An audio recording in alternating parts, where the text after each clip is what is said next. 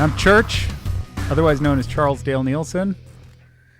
And I guess my name is Brett If you Landon. want to share your name. I'm going to share my name. You want to keep yourself anonymous. It's Brett Landon, but you can call me Crash.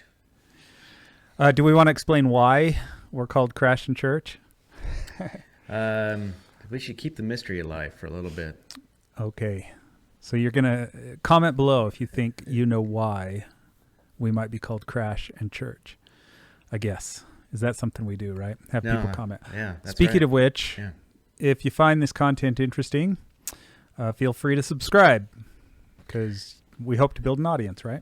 Yeah, this is our first episode, so we're excited to bring an interesting perspective to today's events of today, issues of today, a little bit about...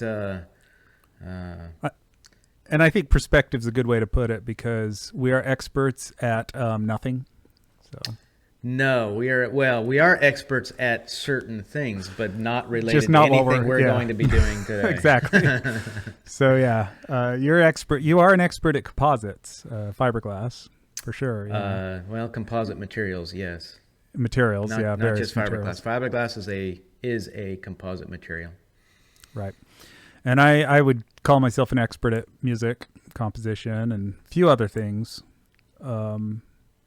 But yeah, not at politics. Not that we're talking exclusively politics. No, not exclusively. By any means. We're both dads, so we have that interesting perspective that we can bring. We're both fathers. I'm probably The more question is, are we any good at being fathers? Well, I'm probably more experienced at being a father than you are, given that my child is older than your two children. Quite a bit older, yeah. Yeah. Yep, and I'm definitely still learning on that. It's really interesting, and to be older and to be a father is kind of an interesting experience for me. Well, you get all of the. I think you're in the exciting years because your daughter's 5. Yeah, and your son is almost 2, or he is 2.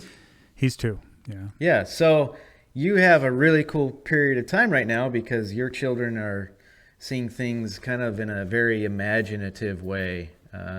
Well, and my son is in crazy cute mode right now. Like he's just so adorable. Learning to talk, learning to communicate better, saying things that surprises us all the time and things like that. So it's been really fun he's just like so adorable.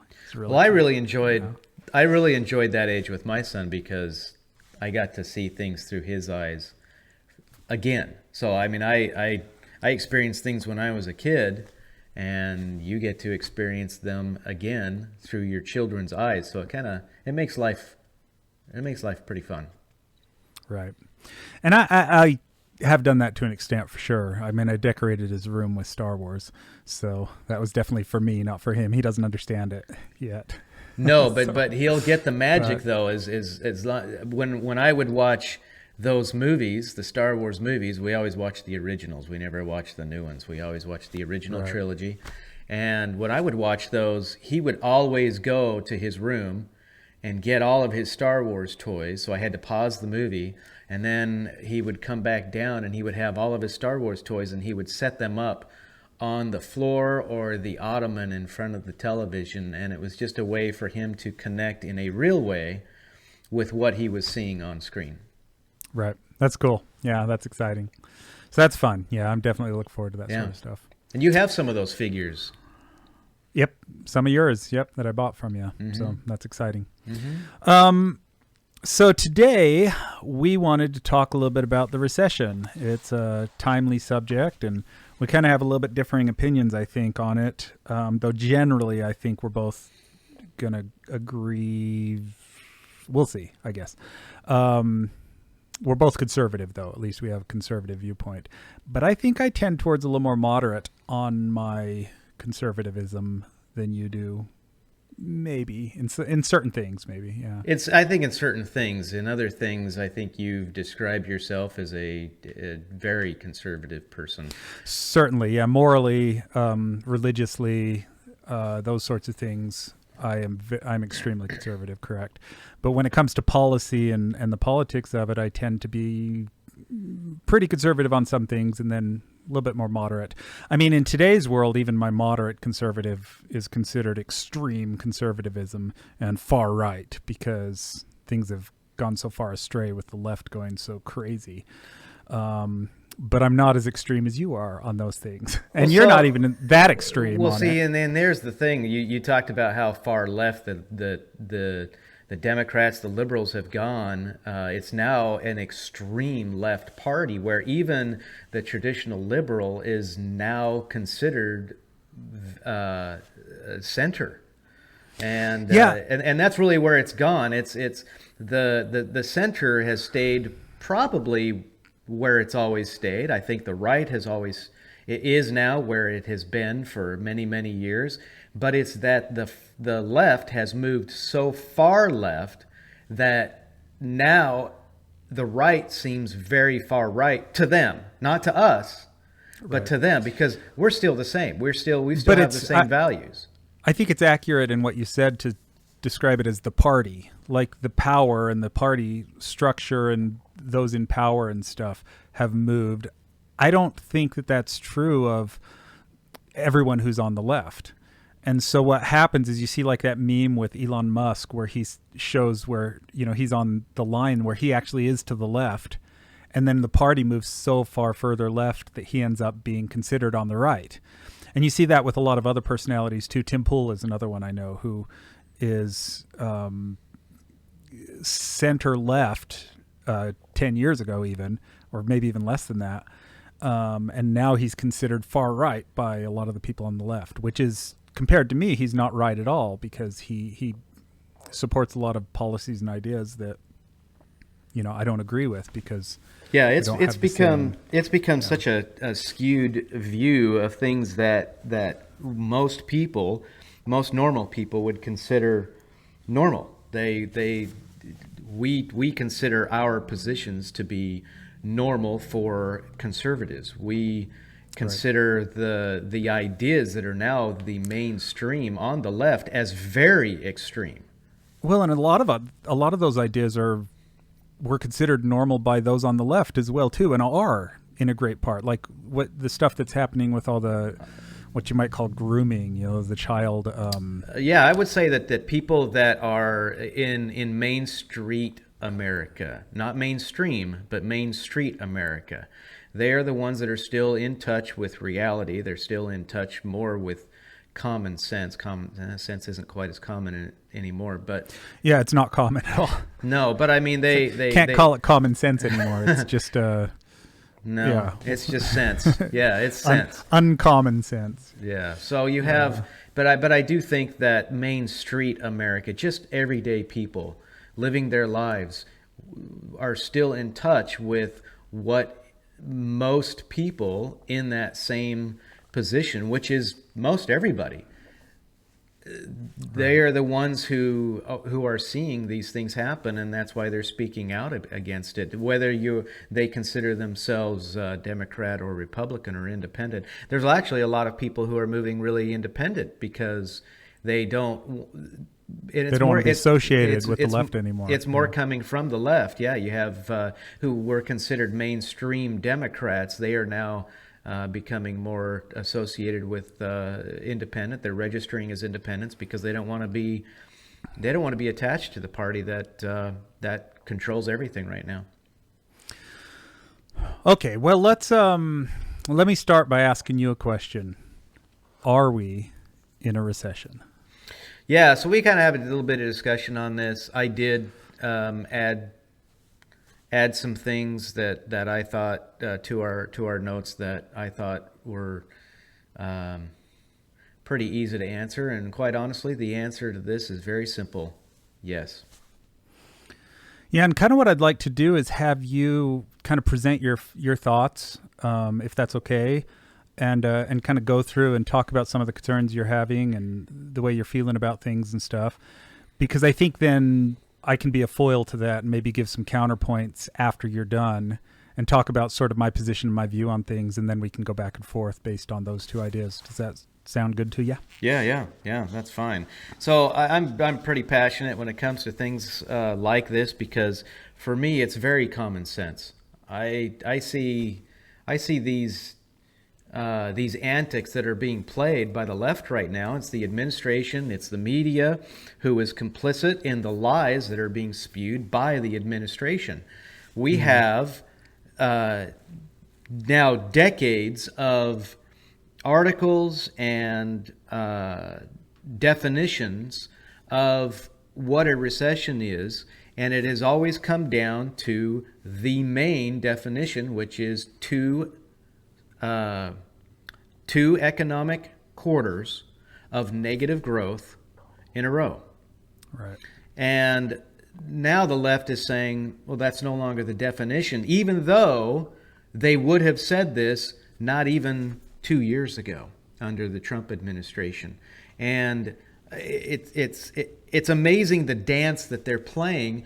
And I think this all has to do with the fact that it is 3 months from an election. 3 months from an election that they stand to lose horribly. They are going to lose this election. And they are now trying to deny, and the media is completely complicit, and they're going along with it because they also don't want their side to lose the election. And it's really tough in this period of time when we have such a strong presence in the media that is on the side of the left, the controlling party. Yeah, it's crazy. And even with like Fox News being debatably more conservative, in some cases not, but certainly aspects of Fox News. Yeah, debatable. Yeah, certainly aspects of Fox News is very conservative still.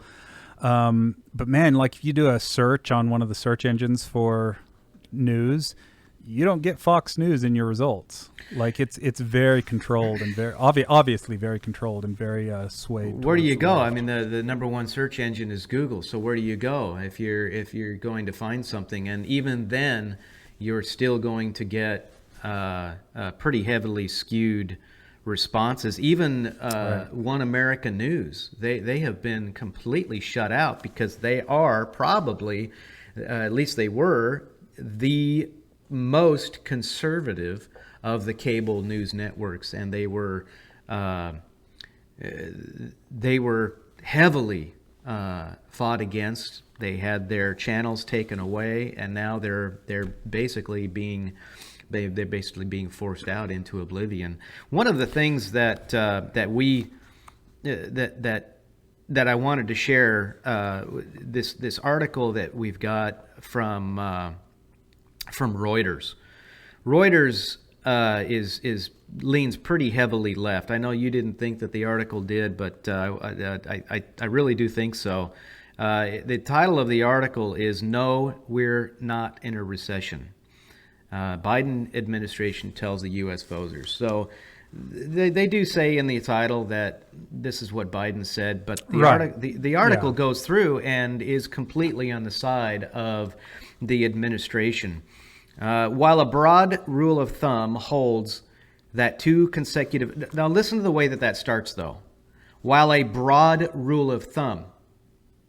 Well, before this second period of negative growth in GDP, it wasn't a broad rule of thumb. It was the rule of thumb.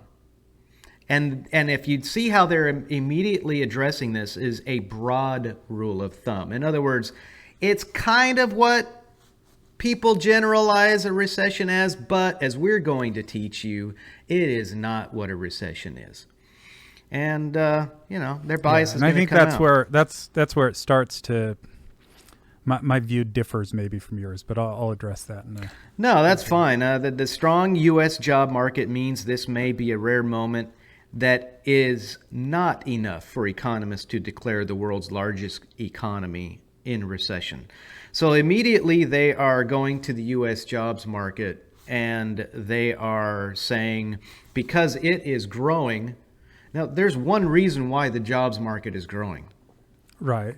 Because millions of jobs we're coming out of the pandemic. Millions of jobs were lost from COVID, and now that they're being restored, the administration is taking this as credit. Biden's saying that he's the one that did all of this, and he's not the one that's done it. It's done it despite him, because everything that he's done is destroying the economy. The White House pushback against recession talk is about more than semantics. Of course it is. Talking about recession can become a self-fulfilling prophecy as businesses and consumers concerned that tougher times are ahead cut back on spending and investment plans. So already right here, they are blaming the consumer that if we do stay on this path and things do get worse, they are immediately saying that it is going to be the consumer that becomes afraid, and they're the ones that are going to cause the recession. The economy is top of mind for many voters, and here's the motivation, ahead of the November 8th midterm elections that will decide whether President Joe Biden's Democratic Party retains control of Congress. All right. So that's interesting to hear your perspective on that, because when I read this, to a large degree, I agreed with what it was saying. Because I didn't read it the same way you did, I think, in it saying that it was blaming, that it was trying to push blame. Now, that's not to say I'm right or that your point doesn't have some merit. There is a good possibility that what you're saying is correct. But, well, why don't you go on? Because I really do want to explain my point of view stronger, but I just wanted to interject there. Yeah, well, I think how I read this article differently than you did. I think, well, when they say that they're talking about it, when talking about it can become a self-fulfilling prophecy as businesses and consumers concerned that tougher times are ahead. Now, businesses and consumers have been concerned that tougher times are ahead for the last 2.5 years because of COVID, because all we have been getting from city, state, from government officials is that we're in a really scary time. The pandemic's going to kill us all. Wear a mask. Don't wear a mask. Don't go outside. Stay outside of 10 feet from each other. Then it was 6 feet. Now it's 3 feet. Do wear a mask. Don't wear a mask. It's okay to not wear a mask. Put your kids in masks in school. But all of these things. Okay. Yeah. Now, people are afraid to. Apparently, orgies are okay. Yeah, no, they are. Yeah, just be safe about that. You can go out and riot in the middle of the street, and it's okay if buildings are burning, as a CNN reporter is talking. He's got a building burning behind him, and he says, this is really a mostly peaceful protest. So that's exactly what's happening right now. The world is collapsing on the Biden administration. Everybody sees it. All of the consumers are seeing it because inflation is out of control. It's the worst inflation we've had since 1981. That's a really interesting perspective, because and it does sort of sway my thinking a little bit, because when it comes to the riots and the claim of it being mostly peaceful, I saw it just like you're explaining it, where it was like ridiculous to say that. Like, of course it's mostly peaceful. That's not the issue that's the problem. The problem is the part that isn't peaceful. And so pointing out that it's mostly peaceful is ignoring the actual issue. And so there may be some merit in that, and I'll think about that as you continue on. Well, no, I mean, but to that, when they say that talking about it, well, we're talking about it because it's happening. The tough times are here. We've had the highest gas prices of all time. We've got unbelievable inflation on groceries. We're paying more for energy. Housing costs are through the roof.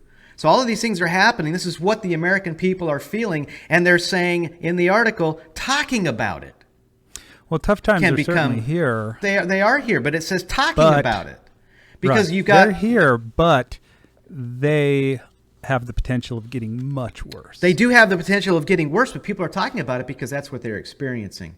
And so the administration and the complicit media is coming in with this sleight of hand saying, don't pay attention to the things that you are seeing around you. They're not real. What we tell you is real. White House officials believe the GDP weakness is due to one-off factors. One-off factors. So it's not a trend.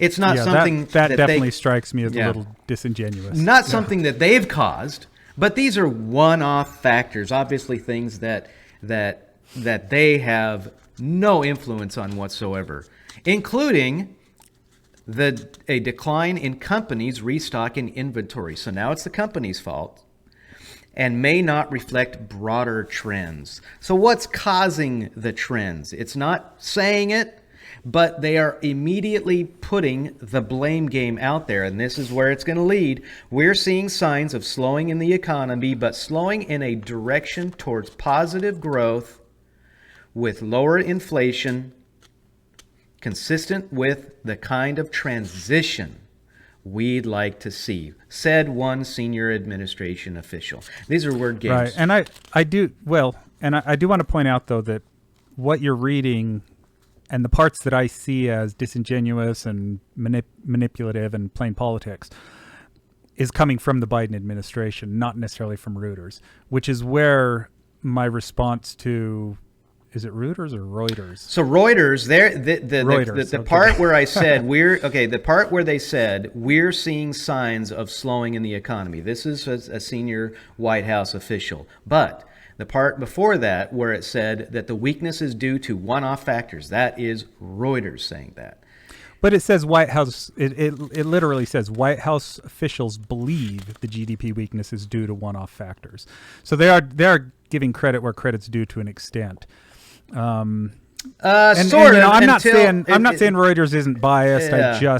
That's why I read it. And here it comes, and this is the blame game. Now, this is just like the Putin gas hike. It's Putin's gas hike. It's not what the administration did, even though they're the ones responsible for it, for the decline that we started seeing, or the rise in gas prices that we started seeing long before Russia invaded Putin. As a matter of fact, for a year that they started seeing that. I keep hitting my microphone. And they go on. The administration expects inflation buoyed by energy and food shortages, and here it is, from the Russia invasion in Ukraine, to fall longer term as a result of its efforts to clear port blockages, backlogs, release oil from strategic reserves, and rebuild infrastructure, critical infrastructure. Right. Okay, so right there, and I see the bias there. Yeah, right there, they are immediately blaming the Russian invasion of Ukraine because the administration blamed it, and this is where their complicity comes in, is because they are repeating the same talking points. To fall longer terms, as far as the port backlogs, look, this has to do with labor. We don't have the labor in our major ports because of the COVID scare, but also because they're not allowed to go to work. So because their city and state officials are telling them that they can't work. And so we got this big backlog. This is all self-inflicted here. Release of the strategic oil. I'd say 80% self-inflicted. I think there is some concrete cause. I think some of it, I mean, I think there's cause and effect, and I think that 20% might be the effect of it, but the cause is easily at least 80%. The vast majority of the problems that we are facing is self-inflicted. In other words, the pandemic was real. The response to the pandemic was a cause. Was a choice. Yeah. I mean, I don't think that the pandemic would have started if they hadn't messed around, and we're going to talk about that some other time. Sure. We can get into that later. Yeah. Many private economists agree that the United States is not in recession yet. Who are the economists? I don't see them named in here. I don't have a list. I don't have the list, and then they it'd be nice if they sourced that. Huh? Well, they conveniently do that. I don't think that's false. I think that there are certainly private economists who think that. So, but who? I mean, I just say I believe that's probably true. I don't think it's true though, because I mean there might be some private economists that do that, but this is many private. This is like the whole climate change thing, where they say scientists agree. Well, who? Right. Who are the scientists that agree? Because so many of them, say no. I saw something where it was a meme that said, I think it was just on Facebook, that said, whenever you read that scientists agree, keep this in mind. And it was a quote from a scientist who said, "One time I tried to fit an orange in my mouth and I succeeded, but I didn't consider how to get it back out." Point being, scientists are as dumb as anybody. Yes. As are politicians, as are academics, people are dumb across the board. People are intelligent, but even intelligent people are dumb too in some ways. And so, well, they go on to say, they say climbing interest rates and softening housing data raise concerns. All of that's happening by the Federal Reserve. So look, the Federal Reserve are the ones who raise interest rates. They are the ones who printed all the money. They are the ones. Yeah, there's no question that was caused. They are the ones that spent us into oblivion. And then the administration, and I'm going to put full blame on the Trump administration for this as well, because Trump spent like a mad dog. And you cannot do that. And so people kept saying he's a conservative, best conservative we've had since Reagan. I'm sorry, but because Reagan spent money, but he spent money on defense. Defense spending really raised. But one thing that Reagan understood was the other principles of conservatism when it comes to economics. And he let the free market do what it needed to. And now we've got so much government overreach into things that we can't compete. To be fair, since Reagan, what other conservatives have you had in there? The Bushes? They weren't conservative. I know. So Trump is easily the best conservative. No, he was the best. He's the best Republican since Reagan. He wasn't a conservative.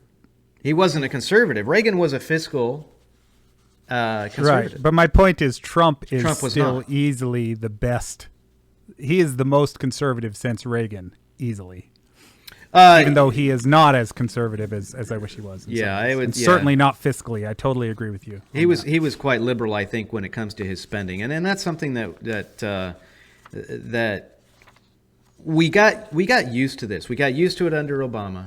We got used to it under Trump, and now we got used to it under Bush 43. So right. Bush 43 came in and he spent twice as much as every president, or I should say, he spent as much as every president. I don't know though. You say he spent as much as every president in the history of the United States combined. Then Obama came in, and then he doubled that. Yeah, you say we got used to it, and from a certain point of view, I absolutely agree with you. Yeah, I think. But I think there's another point of view where the pandemic allowed for this, special circumstance situation where we had emergency reasons to spend all this extra money that the public to a large degree bought into. Yeah. That's way beyond anything that came before.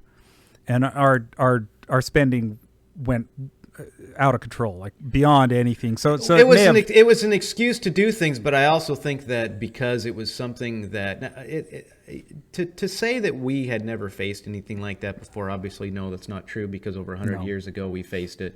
But we made the same mistakes that they made back then. Because the Wilson administration made all the same mistakes that we're making now, that Trump made. And we spent ourselves, this is the problem with federal government, is they continue to throw money at problems. They think that throwing money at problems is going to solve. And that's true of conservative and liberal, left and right. They throw money at problems. Right. So since 1950, the United States has not experienced 2 consecutive quarters of GDP contraction. You should indicate you're reading again. I am. I'm looking down, so everybody's going to have to just assume quote. That you have that's to say what I'm quote doing. before yes, you quote. No, back to Reuters. Okay, since 1950, the United States has not experienced 2 consecutive quarters of GDP contraction that was not ultimately associated with a recession. So right here, they're admitting it. They are admitting right now that since 1950, that we have never had 2 retracting quarters of economic growth without it being associated with the recession. But then they go on to make all kinds of excuses. Polling shows, though, that the White House is fighting an uphill battle. I think they're fighting the uphill battle because everybody sees it. Everybody is feeling it in their pocketbooks. The inflation is driving us. It's tough. right now. People are really having a tough time hanging on. The wages are not rising at the same rate that inflation is by far. A morning consult or Politico survey this month found that 65% of registered U.S. voters think the economy is already in a recession. Consumer sentiment has fallen among Democrats to the lowest level since Biden took office. Biden's approval rating, meanwhile, has fallen back to a record low of 36%, according to the Reuters polling. Now, I think it's lower than that, but that's according to Reuters. Could be, yeah. So. Okay, let me put out my thoughts now, because we've been a half hour already, by the way. So let me dig into some of my thoughts, and then maybe because I think you have another article that you wanted to talk about. I've got some other things. But I'd like to address some of the thoughts that I have real quickly, and then maybe you can respond to them. So first of all, I don't think for a second that the Biden administration is not playing politics, that they're not making excuses, that they're not trying to make themselves look good. I think that is all true. But I don't necessarily know that that's 100% exclusively true and the only thing that's going on here. What I believe and what I feel is that it is 100%, this whole redefining a recession issue that's been talked about for quite a while is 100% politics, and that's on both sides of the aisle. In other words, what I believe is if power was in reverse and the Republicans were the ones in control right now and we were facing what we were facing, I believe the Republicans would be saying the exact same thing the Biden administration is. They'd be saying, well, yeah, this is the standard, what some people call the recession, but there's other factors at play and it's different than it used to be, so we shouldn't jump to the gun because things, may be okay and, et cetera, et cetera. And then the Democrats, not in power, would be attacking the Republicans in the exact same way that the Republicans are attacking the Democrats and saying, you're redefining recession because you're just trying to play games. And it would probably be true in both cases. I think that I think that if the Republicans were in power and the Democrats were out saying what they would, because they absolutely would be attacking them, saying you're redefining the terms of what recession is. But the Democrats know what a recession is because Bill Clinton said that a recession is 2 quarters in a row of negative growth. Right. But the arguments for there being variation and variables that are different this time, and for the fact that we've looked at it that way as a indicator, does not necessarily have to translate to a definition. And I see that as a valid way to look at it. Moreover, and I think this is what really matters to me, is I have to stand back and ask, what is the point of arguing that this has to be defined as a recession at this point? Why are we so determined to say this is a recession? Okay, because it is. By the simple definition that even Bill Clinton said it is. He didn't go on. He didn't say that there are other factors that are involved, but he said this is what it is. But why is it important to define it that way? I know that it came from a New York Times article in 1974 by Julius Shiskin. Say that 5 times in a row. Right. Julius. I'd like to have that name, Julius. But there have been other... If you have Julius, is his middle name Caesar? There have been other economic theories. Or does he have a nickname, Orange? There have been Orange Julius? There have been other economic theories that have in the past defined recession differently. And there have been situations prior to 1950 and outside of this country where they have seen 2 negative quarters of GDP loss, and then in looking back on it historically have realized that it wasn't a recession, or vice versa, where they didn't actually have 2 quarters of loss, and then looking back on it realized it was a recession. Because, and from my thinking, and this is the way I think about it, to see a recession, you have to look back at it to the history down the line. You have to look back at it in a few years and see what actually culminated from everything that went on. That to me is reasonable to say that to define something as a recession, looking back on it after the fact that it happens. Defining it in the moment as this must be a recession, that's where I question why. Why are we doing that? Why are we determined to do that? Well, I think because the Republicans want to win and the Democrats don't want to lose. And I drew that same conclusion. Yeah. And that was my I told you before we started the show that I'd gone in circles on my thinking, and you actually kind of almost brought that full circle out, where I sit and I think the whole thing about the self-fulfilling prophecy that you read in the Reuters article, I'd had that same thought before the Reuters article. I had thought every time I saw Ben Shapiro or Tim Pool or whoever these conservative commentators are, Fox News, start arguing, no, we are in a recession and doom and gloom and everything's terrible, I thought to myself, you are being irresponsible. Stop fear-mongering. Like, it bothered me. Now, I didn't really think that concretely. Like, I wasn't like adamant yelling at the TV or something. But my gut sense was, this is fear-mongering. Why do we feel determined to say, everything's terrible, go hide in your bunkers? And I know historically, we saw in the Great Depression, we see in the stock market, we see in every recession pretty much, that they absolutely do act on, or they're driven, I guess is a better way to put it. They're driven by perception. And perception, half of what the economy is perception based. If people perceive that things are bad, they hunker down, they tighten their belts, and then things get worse. And so even if things are bad, if there's a perception of some level of reprieve from that, if there's a perception of things may not be as terrible as that, I know I have that. I sit and I think, man, I know things are going terrible. I know things are horrible, but maybe there is some hope. And I kind of almost hope the Biden administration is right in that regard. The problem is we've been seeing the negative junk that's been happening. We've seen a steady decline for the last year and a half. So when people perceive that things are going to be bad, it's because that's what we've been experiencing now for, what is it, 2.5 years? Things are going downhill for sure. Things have been going downhill for 2.5 years. Scary. Well, they've been going down here for an even longer period of time than that. And here I am. I'm saying it's scary, and I'm fear mongering after I just criticize people. But I believe that's how people feel. That's how I feel. I certainly am afraid for our future. I'm certainly afraid for what's happening right now. The thing is, the recessions aren't good for politicians. No.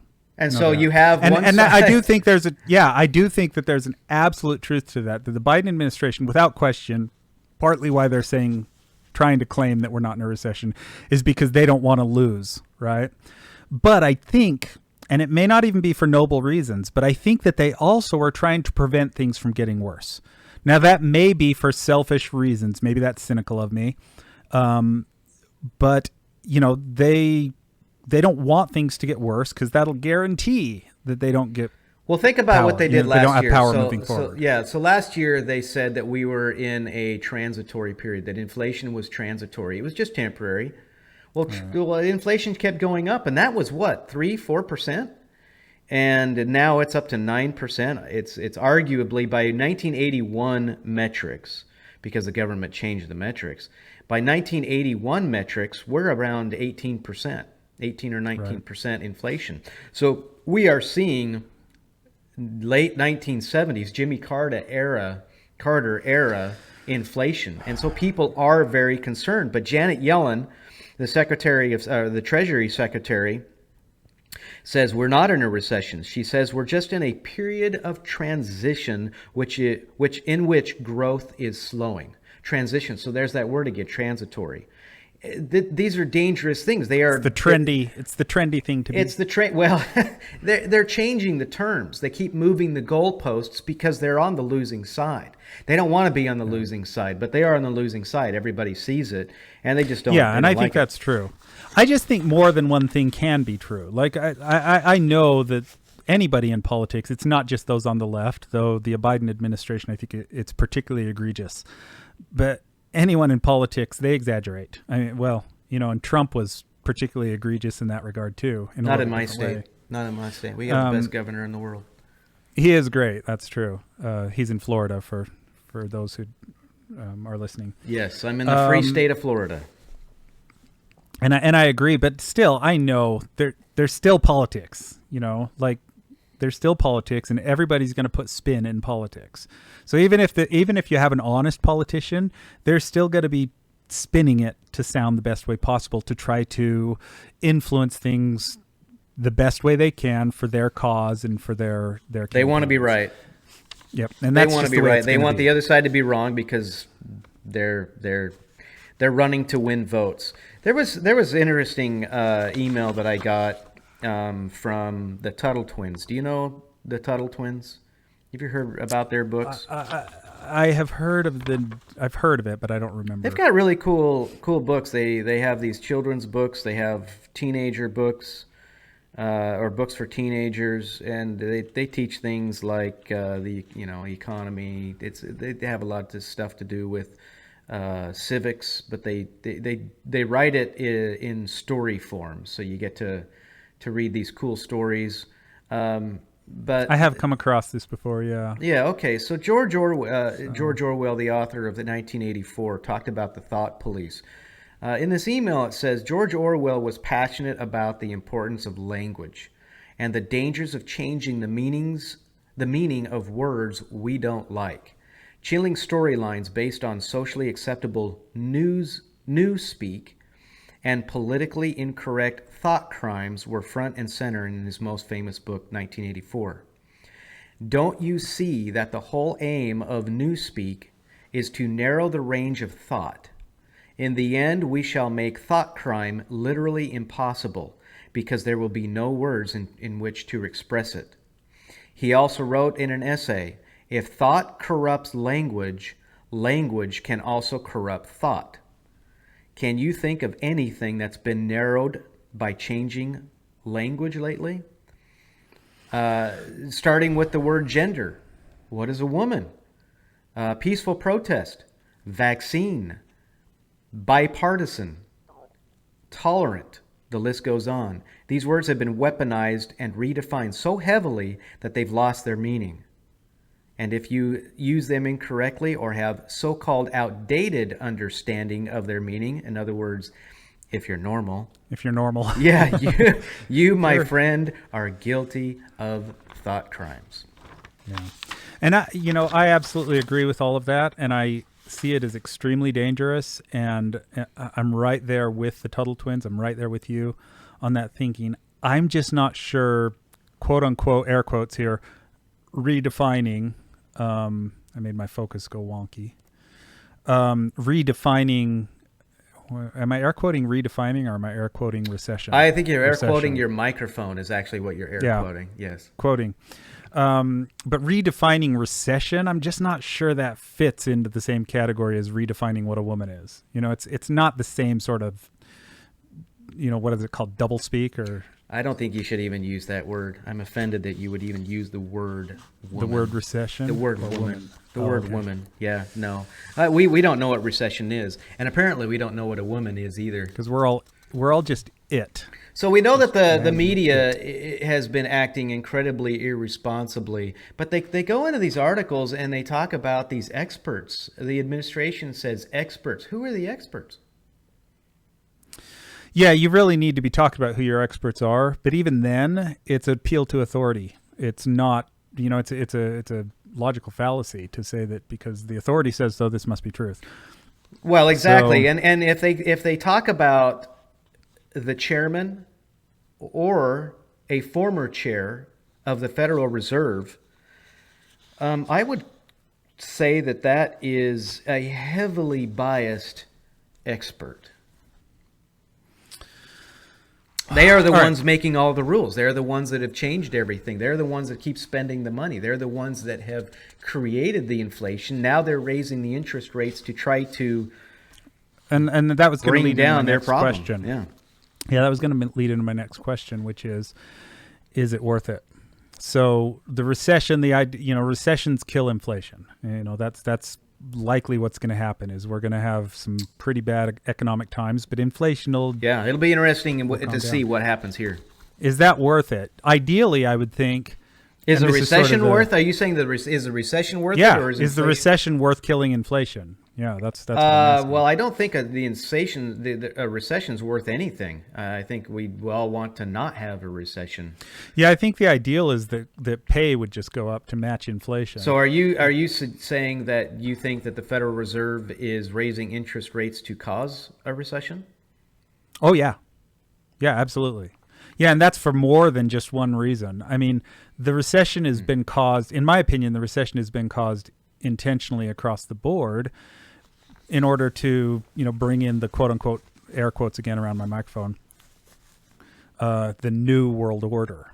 It's part of the Great Reset. It's part of the Great Reset. Yeah. Well, and so, yeah, either way, I think, even if that's too extreme and a little bit conspiracy theorist, I think unquestionably they've said the reason they raised interest rates was to bring inflation down. But was it to cause a recession? I think there was an irresponsibility if they didn't, if they ignored the reality that it probably would. At the very least, that was irresponsible. Or maybe they would just deny. Oh, this won't. Yeah, they would just deny that was. This won't hurt anything. Yeah, they would just. Well, it's transitory. This is a transition period, don't you know? Yeah. It's what really gets me in this whole thing is you've got people who have been caught with their pants down. Yeah, across the board. And now they're trying to tell, but we all see that their pants are down, but then they turn around and they tell us you don't see that our pants are down. What you're seeing is this is a transition. I'm just changing. It's like walking into a crowded supermarket, pulling your pants down, and then being surprised that you're caught with your pants down. It's like you pulled your pants down in a crowded supermarket, and now you're surprised by it. Okay, so no, I've got one even better than that. It's Walter White walking into the store with his clothes off because he doesn't want his wife to know that he was making misdirection. That he was Heisenberg. So it was misdirection. So he goes and in order to hide one mistake, he makes another mistake, and it's not really what it was. Right. Okay. Well, let's finish Walter up with this White. thought. It's Walter White nude. That's what we're going to call it from now on. Walter White nude. Let's finish up with this thought because I think I kind of did come full circle with my thinking, where at first I was just annoyed at these conservative commentators, just all trying to. It seemed just like politics, like they were just taking a stand against the Biden administration just because they were the Biden administration. And it just felt a little bit, I don't know, it was playing the same games the left play. But then I came to this conclusion. I basically decided that, and I don't know for sure how I feel in the end, but I came to the conclusion that in the end, the left, the Democrats staying in power is way worse for the country than the recession. Is way worse for the country than people tightening their belts because the conservatives have told them that we're in a recession. I think in that case, the recession may well be worth it, because if we don't take back control with some, and probably even taking back control won't work. Are you saying it's worth it, or you're saying you're okay with it? I'm saying I don't think it's worth it. I think I'm okay with it. I'm okay with the recession if it's going to I am ensure saying that it's they worth lose. it. Yeah, I am saying it's worth it. It's a price worth paying to take power back. If, and this is a big if, the Republicans actually do anything when they're in power. Well, if they don't screw it up first. If they don't screw it up first. They've already screwed up two of the races, so at least one of the races. But if the Republicans take back power, take back the House, take back the Senate, and take back the presidency, the chances of them actually doing much with that is not very high based on, the history of things. They'll do some things, of course. They'll stop the bleeding for a little bit, and so things will be a little bit more sane for a while, but then eventually the left will take control again, and then things will keep getting worse. And so that's what ends up happening. Instead of the left taking power and things move left, and then the right takes power and things move right, and then back and forth, which is probably how it ought to be. Instead, the left takes power and things move left, and then the right takes power and it just kind of all stays the same. And then the left takes power and then things move left, and then the right takes power. Well, I think that even when the Republicans, they take power and they don't do anything because that's what they do, I don't think it does stay the same. I think it gets worse. Because you end up. I think you're right. Well, you create more extremism that way. You have this immovable right that don't want to create waves, but then by not creating waves, they create massive incentive on the left. And if there's one thing that we know is that the left rallies. They rally around their own, and the right doesn't do that. That is probably a great subject for another podcast. It is a great subject for another podcast. We'll have to bring that up again. We should write it down and make sure the do-nothing Republicans and how it's failing us. And where, what should we be doing and stuff. Trump came in and kind of was like a bull in a china shop. Was that good or was it terrible? Well, he fought against his own. Right? He had to fight against his own party. He had to fight against his own party. Well, he's trying to drain the swamp, but man, it caused a lot of bad things too. A lot of people in the swamp are on the Republican side also. One last thing that I wanted to bring up is how this latest move is, and now I guess Chuck Schumer and Joe Manchin are on the same page now with this massive tax bill. I was going to bring this up too. This massive tax bill. And they call it, with more irony than I can even fathom, they're calling it the Inflation Reduction Act. Yeah. And at no time ever has any president ever raised taxes, has any Congress ever raised taxes in the middle of a recession. None, ever, because it doesn't work. And so this is mistake after more mistake. Spending won't work. I mean, inflation has primarily been caused by spending. And so more spending is their solution. It's like you said earlier. It's like spending is their solution to everything. Well, you've got people whose income is not matching the price of goods. That's what inflation is. Inflation is the increase of goods and services rising at a faster rate than wages. And because we can't, our dollar now doesn't spend as much, or it's not worth as much. We can't buy as much with our dollar, and what they want to do is take more of our dollar away. All right. So now we have a hard time putting gas in our cars because it's over $4 a gallon. Of course, they're lying and saying that they're not. Yes, that's what they're. Well, that's one thing politicians are good at, but that's one thing this administration is very good at. Right. Is lying. Yeah. All right. Well, and on that note, I think we should probably finish up here. We sure appreciate anyone who joined us here, and hope you enjoyed yourself. If you did, once again, please subscribe. Leave a comment below. We'll be back. Argue with us in the comments. We'll go through and we'll try our best to answer any comments. Let us know how have. Racist we are. We are two white middle-aged men. So we must be straight. We are white. We are straight white middle-aged men. So right there, we've already got that going. Cis men, is that the term? Cis. Right. I honestly, I got to be honest, I didn't even know what that term meant until a few months ago. Do you know what the term yeet means, though? Is that some kind of a bread? If not, is it a bread? It's a bread, isn't it? Yeah, you're clearly not cool. Is it related to yeast? If you don't know yeet, so look it up. Is it like yeet yet? Is it talking about eating? So yeet. Yeah. Yeah. Did you eat yeet? The latest apparently is it's about it means to throw something. You yeet it.